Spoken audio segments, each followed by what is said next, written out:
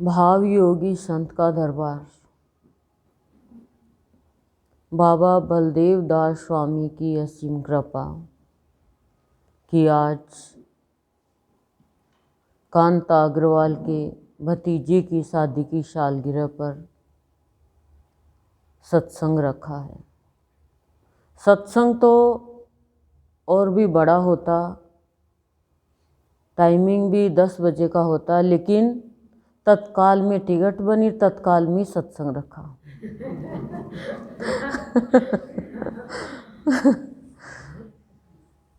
ऐसा है, लेकिन तत्काल में टिकट बनी तो पहुंच गए गंतव्य स्थान पे, और तत्काल में ही सत्संग होगा तो खुशियां भी आ जाएगी जीवन में।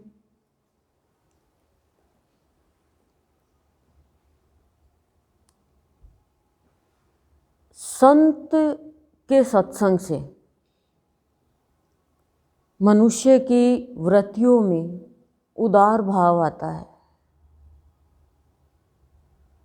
करुणा का भाव आता है। सच्चे मन से यदि संत की वाणी को धारण कर ले, और जब उदार भाव आता है, उदारता का भाव आ जाता है, दया का भाव, करुणा का भाव आ जाता है, तो जैसे संत ने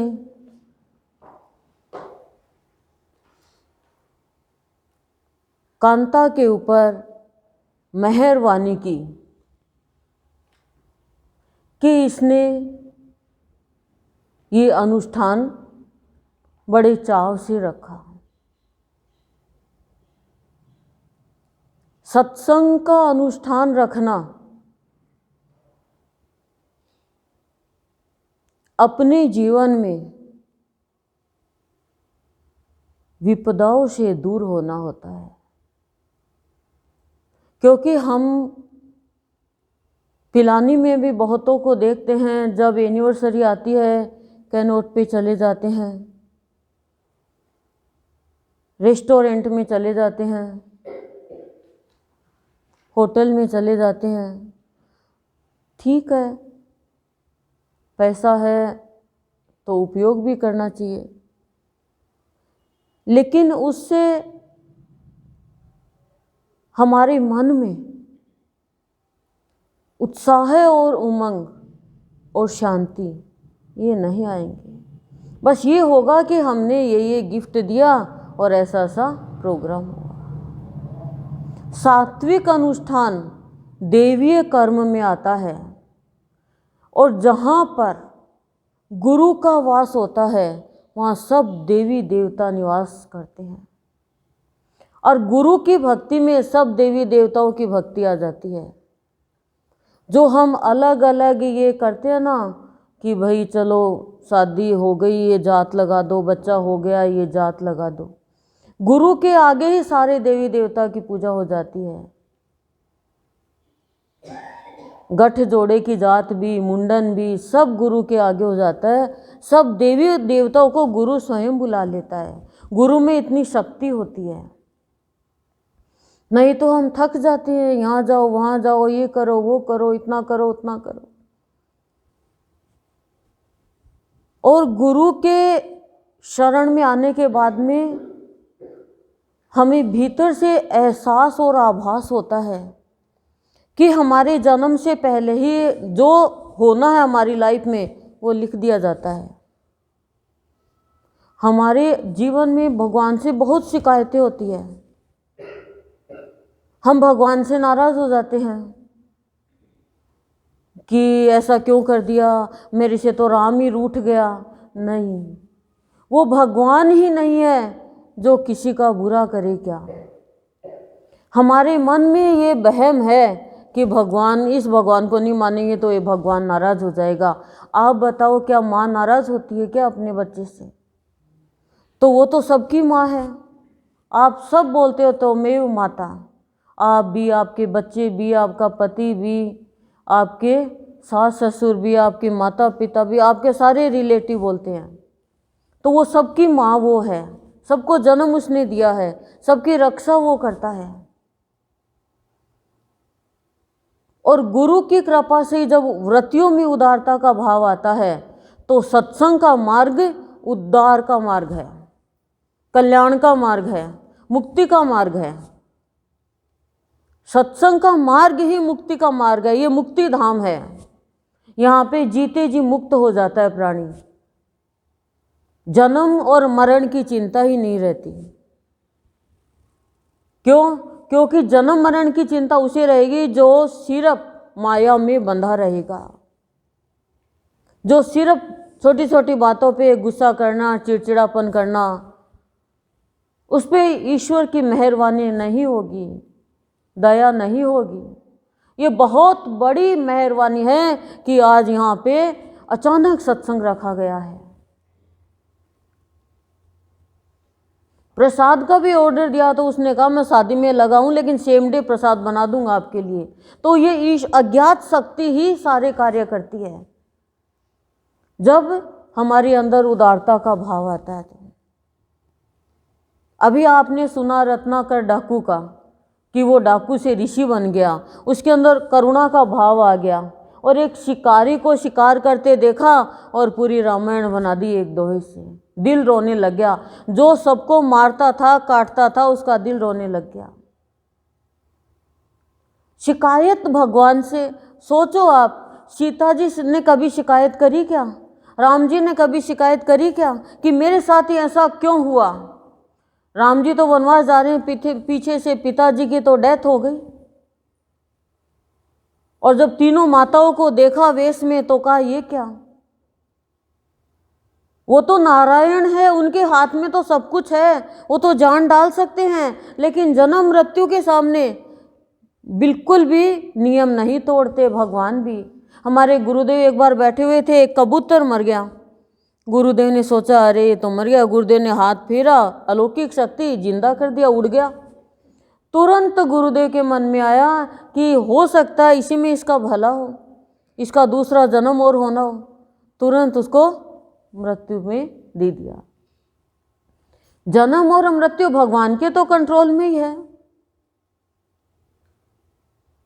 लेकिन कष्ट नहीं आने देते हैं जो एक गुरु को अपना सब कुछ मान लेता है। तो पर हम तो भटकते रहते हैं, आज यहाँ चले गए, आज वहाँ चले गए, आज ये कर दिया, आज वो कर दिया। तो फिर गुरु कैसे करेगा बताओ? आपका पति आपके पास में और आप पड़ोसी को कह रहे हो तू दूध ला दे, देवर को कह रहे हो तू सब्जी ला दे, भाई को कह रहे हो तू ये ला दे, तो वो बैठा सो रहा है, अपना खा रहा है। बोलो क्यों करेगा? और खुद लगे हुए हैं हम। कहेंगे तो गुरुदेव क्या कहते हैं कि तुम मेरे को कह के दूसरों को कहते हो, तो मैं कैसे तुम्हारा काम करूँगा? बनेगा तो मेरी कृपा से, और नहीं बनेगा तो तुम्हारे लिए अच्छा नहीं है, वो काम नहीं बनेगा। लेकिन शिकायतें हम इतनी लेके आते हैं कि भगवान हम तो सत्संग करते हैं, हमारे घर में ऐसा क्यों हो गया? एक संत के पास में एक माँ जाती है, उसका बच्चा खत्म हो जाता है तो कि संत तू तो कुछ भी कर सकता है, मेरे बच्चे को जिंदा कर दे। संत ने कहा मैं जिंदा कर दूंगा, लेकिन तू जिस घर में कोई मृत्यु नहीं हुई है वहां से तू थोड़ा अनाज लिया, एक मुट्ठी अनाज लिया। वो कोई 100 घर में गई, लेकिन ऐसा कोई घर ही नहीं। क्यों? जो आया है वो तो जाएगा, फिक्स है। वो भगवान को भी तो जाना पड़ा। जन्म के साथ ही हमारा पूरा बही खाता लिखा हुआ होता है। लेकिन जिसके जीवन में सत्संग आ गया उसके जीवन से दुख और चिंता सदा सदा के लिए खत्म हो जाते हैं। दुख आएंगे लेकिन वो दुखी नहीं कर पाएंगे। जैसे सर्दी आ रही है, पर हमें सर्दी क्या कहेगी? यदि हमने कपड़े पहन लिए और हीटर चला लिया तो क्या करेगी? सर्दी का पता ही नहीं चलेगा। गर्मी आ रही है, एसी लगा लिया, गर्मी का पता ही नहीं चलेगा। ऐसे दुख लोगों को लगेगा दुख आ रहा है, लेकिन भक्त के लिए कोई दुख नहीं है, कोई दुख नहीं है। सबसे बड़ी मेहरबानी कि जिसके जीवन में सत्संग आ गया। और आज ये इतना बड़ा काम कर रही है कि गुरुदेव की भाव भक्ति का प्रतिदान कर रही है। और ये भाव भक्ति का प्रतिदान, ये धन जिसको दे रही है वो बहुत काम आएगा। हमें नहीं पता चलता है। क्यों? क्योंकि छोटे बच्चे को नहीं पता कि मेरा अकाउंट भी खुलवा रखा है क्या, मेरे नाम से प्लॉट भी ले रखा है क्या, मेरे नाम से इतना धन इकट्ठा कर रखा है क्या मेरे पेरेंट्स ने। हमें नहीं पता चलता। जब हमें अंदर से एकदम एहसास होने लग जाए, खाली हो जाएंगे, तो पता चलेगा हाँ ये काम तो बिगड़ने वाला था, सुधारने वाला तो मेरा गुरु ही है। नहीं हम कोई आने वाले थे क्या गुरु की शरण में? हम तो अपनी वह में थे। और सत्संग में आने के बाद में उदारता का भाव कैसे आता? परिपक्वता से। एक कच्चा मटका है मिट्टी का और एक आवे में पका हुआ है, दोनों को पानी में डाला, बोलो कच्चा वाला तो और पक्का जो है, बस ये ही सत्संग में आके परिपक्वता आती है। फिर वो डिगमिगाता नहीं है दुनिया की बातों से, दुनिया की नुक्ताचीनी से।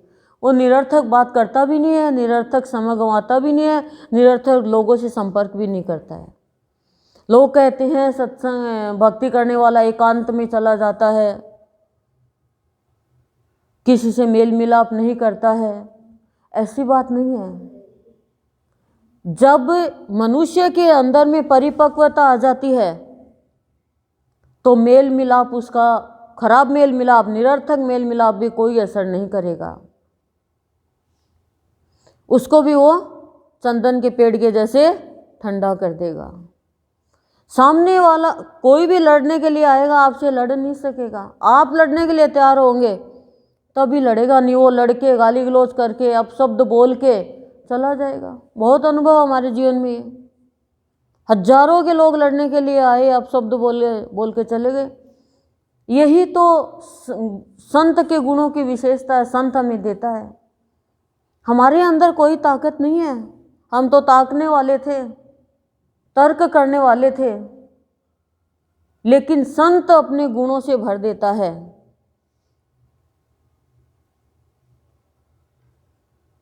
संत से लड़ाई करते हैं, संत से प्यार करते हैं, संत को कहते हैं कि तेरे अलावा कसम से किसी की तरफ नजर उठा के नहीं देखा, कभी तू ये कह दे तो बदचलन है।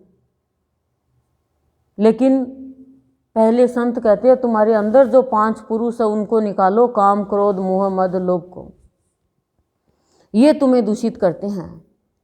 भाव भक्ति का प्रतिदान करना बहुत बड़ी बात है, हर कोई थोड़ी कर सकता है। आज कितना बड़ा प्रतिदान कर दिया इसने अपने भतीजे को, कितना बड़ा प्रतिदान कर दिया। आप सत्संगी होके नहीं समझ पा रहे हो, मेहरबानी क्यों नहीं हो पा रही है? क्यों? क्योंकि उदार भाव चाहिए, खुला हृदय चाहिए इसके लिए। इसके यहाँ आने के बाद कमी तो रहती नहीं है किसी भी चीज़ की, पर हम एक एक चीज़ को देखते हैं, इसका मतलब हमें अभी सत्संग का असर नहीं हुआ है। दवाई का असर नहीं होता है तो बुखार नहीं टूटती है, ठीक है? और सत्संग का असर नहीं होता है तो लालच नहीं जाता है, कंजूसी बने रह जाते हैं। सत्संग के लिए यदि हम 1 पैसा भी खर्च करेंगे तो वो कहता मेरे लिए खर्च करके देख, मैं तेरे लिए कुबेर का भंडार नहीं खोल दूँ तो कहना। आप 1 करोगे, वो 1 करोड़ करेगा आपके जमा। पर गुरु का मिलना बहुत बहुत मुश्किल है। मनुष्य जीवन मिलना बहुत दुर्लभ है, और उससे दुर्लभ सत्संग, और उससे दुर्लभ सज्जनों का, संतों का संग। लेकिन ये चीज़ बाहर के मत देखना कि हमारे तो बिजनेस में लॉस हो गया, हमारे तो घर में नुकसान हो गया, ये हमारे पीछे के कर्मों का मिलता। अब जो करेंगे उससे शांति होगी, वो कर्म भी कट जाएगा। सुंदरता, कुरूपता, काला गोरा, गरीबी में अमीरी में, जन्म मृत्यु, सब हमारे कर्मों का खेल है। किसी का तो 2 दिन का ही जन्म होता है, किसी का 2 महीने का होता है, और कोई मांगता है मृत्यु तो भी नहीं मिलती है। भगवान से प्रार्थना करते हैं भगवान इसके श्वास किसी और में डाल दे, लेकिन भगवान करे मुझे माने तो सही। तो ये जीवन जो मिला है ये तो लिमिटेड मिला है, इसमें दुरुपयोग कर लो चाहे सदुपयोग कर लो। खाना पीना सोना प्रजनन करना कमाई करना, अरे क्या करना, ये तो कोई, ये सारा कमाई को छोड़ के बाकी सारा काम तो पशु भी करते हैं, पक्षी भी करते हैं और हम भी करते हैं, तो कहाँ अंतर हुआ। लेकिन सद्भाव भक्ति का सत्संग का दान वो ही कर सकता है जिसने यहाँ की कद्र जानी है, जो कदरदान है, जिसने सत्संग की महिमा को जाना है, जिसने भक्ति की महिमा को जाना है, जिसने संत के वचनों को वैल्यू दी है। संत भी बहुत देखता है, आप कोई भी चीज़ लाते हो तो उसकी क्वालिटी देखते हो, नहीं देखते क्या? तो भगवान भी तो हमारी क्वालिटी देखता है कि हमारे अंदर क्या क्वालिटी है। आप बार बार से दुनिया को धोखा दे सकते हो लेकिन संत को कोई धोखा नहीं दे सकता। क्यों? क्योंकि उसकी दिव्य दृष्टि है। और जब संत को समर्पित हो जाते हैं तो पहले हम कहते हैं तू मेरा कालजे की कोर है, फिर संत कहता है कि तू ऐसी वैसी नहीं है, तू भी मेरे कालजे की कोर है। जब भगवान ये कहे तो फिर दुनिया के प्यार की क्या जरूरत है। लेकिन जीवन का एक उद्देश्य तो होना चाहिए कि आप जाकर भी नहीं जाओ, खाया पिया सोया गया तो क्या जीवन जिया हमने, क्या जीवन जिया। जो आज हमारे पास पैसा है वो तो हमारा प्रारब्ध है, जो हमारी गरीबी है वो तुम्हारा प्रारब्ध है। लेकिन सत्संग से गरीबी भी दूर होती है, लक्ष्मी भी खूब आती है, शांति भी खूब आती है, प्यार भी खूब बढ़ता है। क्यों? क्योंकि जीवन को समझ जाता है। मनुष्य पढ़ाई क्यों करता है? कि नौकरी अच्छी मिलेगी। और सत्संग क्यों करता है? कि और जन्म नहीं हो। क्यों बार बार माँ के गर्भ में आना है? लेकिन थोड़ा सा बुरा कर्म करके, थोड़ा सा लालच करके और सत्संग का परित्याग करके और चोला पहनते रहते हैं और जीवन को यूं ही कमाते रहते हैं। आधी से आधी घड़ी का सत्संग भी क्या करता है? नहीं पता। एक घड़ी आदि में बुनियाद तुलसी संगत साध के हरे कोटि अपराध, कोटि कोटि अपराध, आधी से आधी घड़ी का सत्संग भी खत्म कर देता है। तो सत्संग को जितनी वैल्यू दोगे उतनी आपकी क्वालिटी बढ़ती जाएगी।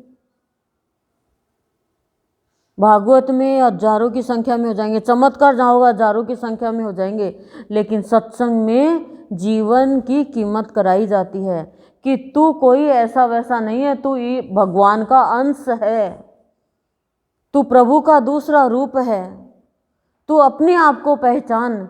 दुनिया के इशारे पे क्यों नाचते हो? भगवान के इशारे पे नाचो। मीरा को देखो, राधा को देखो, गोपियों को देखो, माता बनासा को देखो, प्रहलाद को देखो, ध्रुव को देखो।